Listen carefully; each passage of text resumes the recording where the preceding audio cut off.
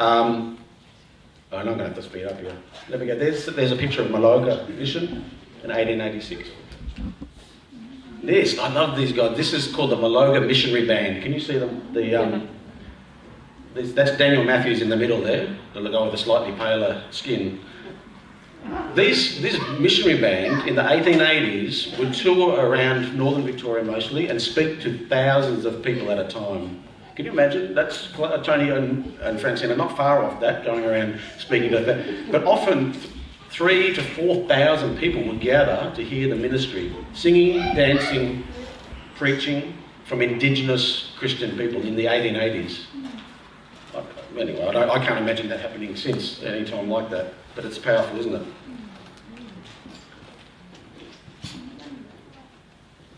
I'm going to come back to that because I'm going to talk about someone else in that photo.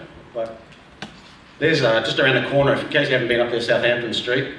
That's one of the famous houses that William Cooper rented with his wife at the time. And many meetings, in fact, it's described that there were two candles. That was the only power in the house, were 2 candles on the mantelpiece. Yeah, that's still there. Yep. Same house. That's the other one, at 120 Ballarat Road. The two of his 3 or 4 houses that he had in Footscray. And if you like, they're the birthplace of the Aborigines Advancement League, the birthplace of a lot of protest and civil rights movement in this country. He's famous for lots of things, petitioning the king, protesting against the Nazis, unbelievable story. Please look into him.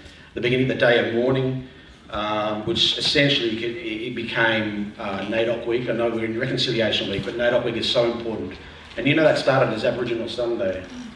It was a Christian initiation, Aboriginal tradition initiated through, and it's now become NAIDOC Week. One of his letters, there he is.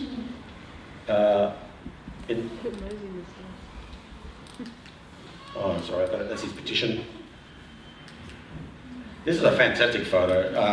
I just realised, and I'm beginning, and I'm slow to catch on to who's actually in this photo, but you can see him in the middle there. You can see he's a pretty proud man, tall man with that beautiful moustache. He must have made a great figure walking around Footscray, and he walked a lot. Not only did he walk into the city all the time to preach, he walked in to protest, to hand letters of protest to government, to any official that he could see, you name it, he was handing in petitions and walking. But on the far, what's that, my left, you're right, you can see a young Doug Nichols there, and on this far side, it looks like maybe his twin brother, but that's actually Shadrach James, who is also I'm going to talk about really quickly.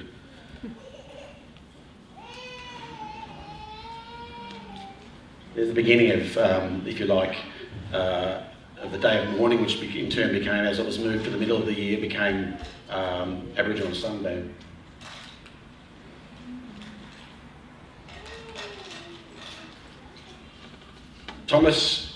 His actual name was Thomas Shadrach James, and he actually had a son called Shadrach James, so it's a little bit confusing, but I'm really going to touch on him because he's a fascinating fella.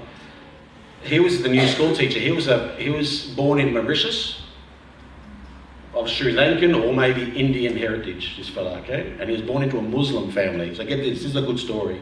So born into a Muslim family of Sri Lankan or Indian descent on the island of Mauritius. So already this fella's got some interesting identities going on here. When his mother died, he came to Australia. And then down there at Brighton, when Daniel Matthews, up at Maloga, the same guy that started Maloga, was holding an open-air evangelistic call, this fella, this Indian, Sri Lankan, Mauritian Muslim, came to faith and said, I'll come with you, and I'll become the school teacher, because he got educated here in Melbourne. And he volunteered without pay for years and years as a school teacher at the Maloga Mission. He essentially he married actually William Cooper's sister, Ada, would you believe? And so their son, Shadrach James, both of them became known as incredibly passionate advocates for Indigenous people and Indigenous rights. So again, if you get a chance, please look into their stories. Incredible people. That's his family. You can see William Cooper's sister is seated with the family, and that would be little Shadrach James because he was the youngest. He was the third child. So that's him in the middle there, the little boy. We know we mentioned the Atkinson family, and we think of Pastor Dennis and Maureen, and it's probably a good time to again remember them in our prayers, and pray for Dennis's ongoing recovery. But I just wanted to briefly mention them too. So Eddie Atkinson and the Church of Christ Sunday School at Cumbragunja, that was that previous photo.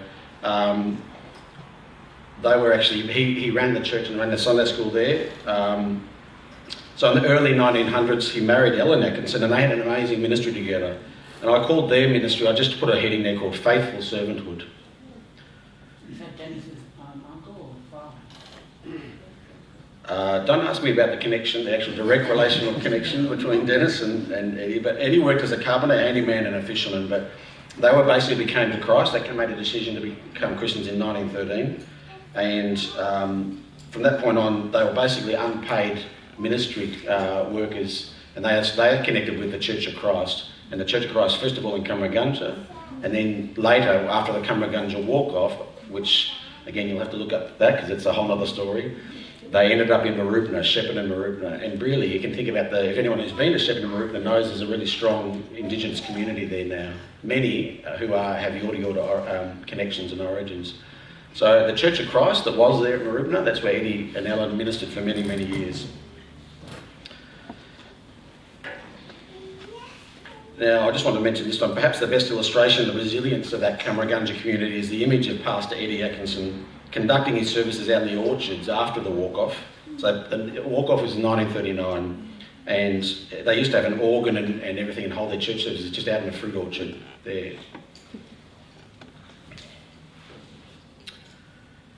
And again, there's a connection. They used to, after the war, when they visited Melbourne, and later towards their, I guess, retirement, which we all know that Aboriginal ministry people never retire, but he actually ended up assisting Pastor Doug Nichols. And I want to touch on another character here who's a Yorta man, but you may or may not know this, that Jimmy Little was also a Yorta man, so we're still around Echuca and around the Murray River.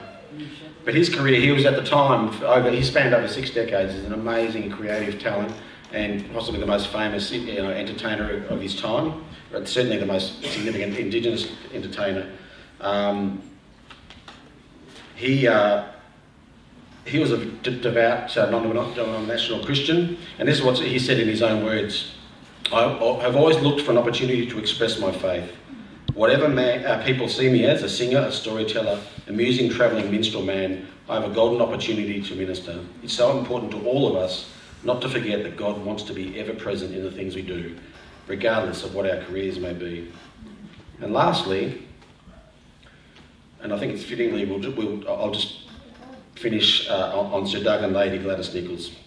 And it really, it's almost difficult to do justice to their legacy and the importance of their work. But again, Doug grew up on the Cumbragunja Reserve, or the mission. His community produced the same community that William Cooper was, and so he himself said that everything comes back to William Cooper. He fired us up and fired me on to everything. So you can see that they used to hang out together. They were good friends, and perhaps William was a mentor to Doug. So Doug Nichols' first breakthrough in helping his people came when he was supported by the Church of Christ Council in establishing the Aboriginal Church of Christ in Gore Street in Fitzroy. You can visit that building there. Unfortunately, it's been sold off not that long ago by the Church of Christ. That's now a private house, but you can visit that amazing church. Incredible leaders from overseas, anybody who was into civil rights and anywhere who visited Australia, so Doug would go and meet them at the airport or by the harbour and drag them back to Gore Street and say, "You're going to have to share with us." Harry Belafonte, all the jazz singers and anyone from America who were passionate about justice, they all visited that place. It was a centre of the civil rights movement. We just don't call it that. But if you want to talk about Martin Luther King, we all know him, he's an amazing guy. But here's our version, Maybe we should refer to the civil rights movement in our country. Maybe he'd get the same kind of level of recognition. But he campaigned to assist the people of the Warburton Ranges too when he was sent out there to do a study, and he discovered how deprived the conditions were. He encouraged his people to become politically active and play an active role in the Federal Council for Aboriginal Advancement. Doug Nichols twice received the Queen's Birthday Honours for distinguished services to the advancement of Aboriginal people, to which he quipped that MBE, you get MBE if you do the right thing by the Queen, he reckons that meant more black than ever. He was further recognised in '76 when he was, became the Governor of South Australia, and I guess, if you wanted, there's one of the most significant public statues, I think anyway, in Melbourne, is actually by the Parliament House on the northern side of State Parliament House, because it actually has Sir Doug and Lady Gladys together. And I don't know too many public statues that actually have a husband and wife together. Is it the only one? Really? That's incredible. So anyway, I hope I've done some small justice to the lives and legacies of these local heroes. Heroes not because they had any special powers or abilities above and beyond the rest of us. Heroes because they each trusted God as the redeemer and sustainer of all life. No matter how oppressed, subjected to suffering or broken in other ways, Christ showed them the way to humbly serve, to stand against injustice, and to become the embodiment of God's good news. They continue to encourage us and each to walk the pathways, each of us to continue to walk on the pathways that they've actually created. We're standing on their shoulders, if you like. The gospel always looked like the numbers are against it. The odds are overwhelmingly against us. But each of these heroes knew that the victory over death had already been won at the cross. And I'd like to think that it is what helped inspire them in the face of adversity and hold them in the times of great difficulty. Local heroes. Thanks, Tony.